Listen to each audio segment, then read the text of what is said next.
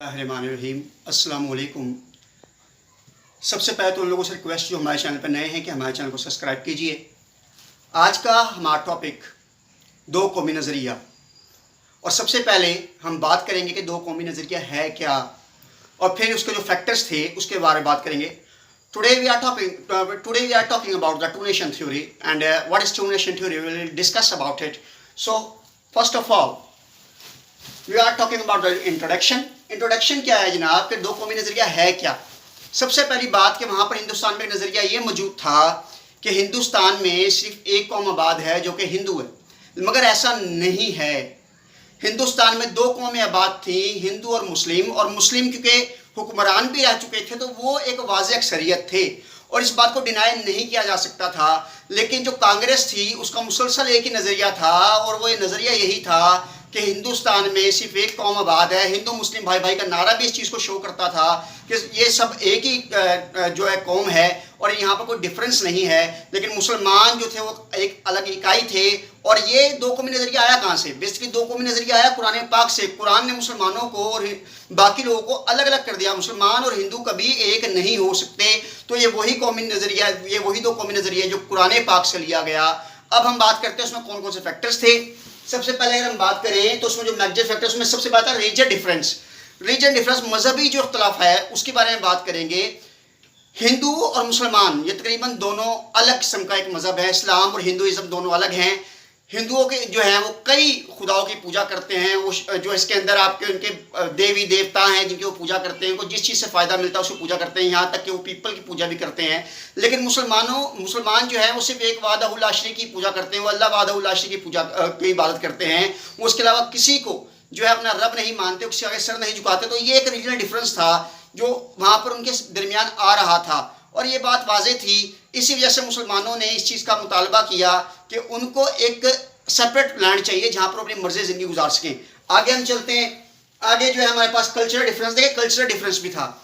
आज भी हिंदुस्तान में निज़ाम है कि हिंदू मुसलमान इकट्ठे नहीं खाते। आज ये पत्तों के अंदर जो है खाना खाया जाता है, हमारे पत्ते मिलते हैं। अगर आप कहीं बाहर रेस्टोरेंट्स पर जाएँ तो वही एक बात आ गई कि हिंदू और मुस्लिम जो हैं वो अलग अलग हैं। उनके रिहाइश, उनका उठना बैठना, उनका तर्ज ज़िंदगी तकरीबन सब एक दूसरे से अलग है। उनका लिबास एक दूसरे से अलग है, उनके रसूमात एक दूसरे से अलग है। मुसलमान जो है होली दिवाली नहीं मनाते। मुसलमानों में ईद का कॉन्सेप्ट है, बकरीद का कॉन्सेप्ट है, रमज़ान का कॉन्सेप्ट है, लेकिन हिंदुओं में कोई ऐसा कॉन्सेप्ट नहीं।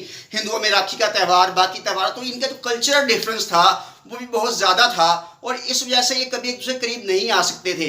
तो यही वजह है कि ये जो नज़रिया है इसने जो है अपने आप को शो करना शुरू किया कि हिंदू और मुसलमान दो अलग अलग इकाइयाँ हैं। उसके बाद हमारी जो अगली बात है वो हम करेंगे इकोनॉमिक्स डिफरेंस। देखिए इकोनॉमिकली डिफरेंस कैसे है, मुआशी तौर पर हम मुसलमान और हिंदू में डिफरेंस कैसे है। हिंदुओं में आज भी सूद का निज़ाम मौजूद है। हिंदुओं में आज भी बहुत से ऐसे निज़ाम मौजूद हैं जिसकी वजह से वो सूद का लेन देन करते हैं। लेकिन मुसलमानों में कोई ऐसा निज़ाम मौजूद नहीं है। मुसलमानों में सूद हराम है, सूद हराम है। और हमें तो बल्कि यहाँ तक हुक्म दिया गया कि अगर आपसे हो सके तो उस कर्जे को माफ़ कर दिया जाए जो किसी और के ऊपर है। दीन इस्लाम से पहले तक सूद का निज़ाम था, लेकिन दीन इस्लाम के बाद सूद का निज़ाम ख़त्म हो गया। तो ये एक बहुत बड़ा डिफरेंस है जिसके तहत मुसलमानों को जीना होता है। तो ये भी एक बहुत बड़ा डिफरेंस था। उसके बाद अगर हम बात करें सोशल डिफरेंस, अब सोशल डिफरेंस हिंदुओं में ज़ात पात का निज़ाम है। अगर आप गौर करें तो उनमें जो ज़ात पात का निज़ाम है, शौदर, खश्तरी, भरमन, ये जिनकी बड़ी बड़ी ज़ातें हैं, तो जो निचली ज़ात के हिंदू हैं वो जो हैं उनको ये हक़ हासिल नहीं है कि वो अपनी मर्ज़ी जी सकें। उनको ये था कि अगर कोई मंदिर की आवाज़ सुन लेता है उस कान में शीशा पिला के डाल दिया जाता था, और दूसरे बहुत से मसाइल थे। आज भी हिंदुस्तान में जो निचली ज़ात का हिंदू है वो बहुत से मसाइल का शिकार है। लेकिन मुसलमानों में कोई ज़ात पात का निज़ाम नहीं है। अल्लाह ताला हुक्म ये देता है कि मुसलमान और हिंदू कभी तमाम मुसलमान एक बराबर हैं और इनमें कभी भी आप काला गोरा इस बुनियाद पर फ़र्क नहीं कर सकते। इवन के खुतबा हज्जतुल विदा के अंदर रसूल करीम सल्लल्लाहु तआला अलैहि वसल्लम ने फरमाया कि किसी भी मुसलमान को किसी पर भी जो है बर्तरी नहीं है, किसी अरबी को अजमी पर, न किसी गोरे को किसी काले के ऊपर। हाँ, अगर बर्तरी है तो तकवा के लिहाज से मुसलमानों में कोई भी डिवाइड का निज़ाम मौजूद नहीं सोसाइटी के अंदर। तो एक सोशल डिफरेंस भी मौजूद था। आगे अगर हम बात करें तो लैंग्वेज डिफरेंस। अच्छा, अब लैंग्वेज डिफरेंस की बात करते हैं। आपको ये भी पता होगा कि 1867 के अंदर जो है हिंदी को कौमी ज़ुबान बनाने के लिए एक तहरीक चलाई गई और जो बड़े ज़ोर शोर से चलाई गई।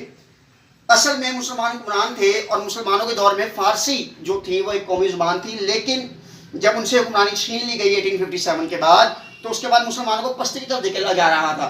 जब मुसलमानों को पस्त की तरफ धकेला जा रहा था तो वहाँ से हमें ये नज़र आता है कि उसके बाद ये तनाज़ा बड़े ज़ोर शोर से उठा कि हिंदुस्तान की जो मेजॉरिटी है वो हिंदुओं की है, तो वहाँ पर जो ज़ुबान इस्तेमाल की जाए वो हिंदी की जाए, जिसकी वजह से मुसलमानों को ये भी महसूस हुआ कि अब उनमें हिंदुओं में एक डिफरेंस मौजूद है, एक लैंग्वेज का, कि मुसलमान जो ज़ुबान इस्तेमाल कर रहे थे अंग्रेज़ों के दौर में वो उर्दू थी, उसको उर्दू है मुअल्ला कहा जाता था बेसिकली। तो बेसिकली उर्दू और हिंदी, ये ज़ुबान का डिफरेंस भी वहाँ पर मौजूद था कि मुसलमान उर्दू का इस्तेमाल करते थे और हिंदू हिंदी का।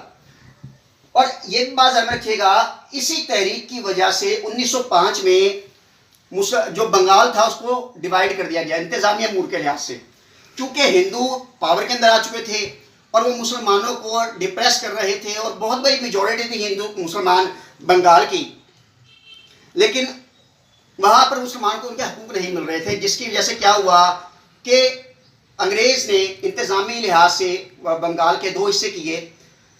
एक हिस्से में मुसलमान जो थे वो अक्सरियत में आ गए और मुसलमान वहाँ पर परवान चढ़ने लगे, लेकिन उसके बाद 1911 में उसको दोबारा से एक साथ इमर्ज कर दिया गया।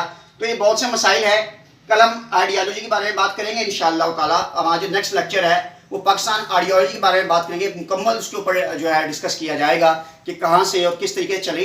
तो जो लोग हमारे चैनल पर नए हैं उनसे रिक्वेस्ट है इसको सब्सक्राइब कीजिए और कोई भी जो सजेशन है उसके हमें दीजिए।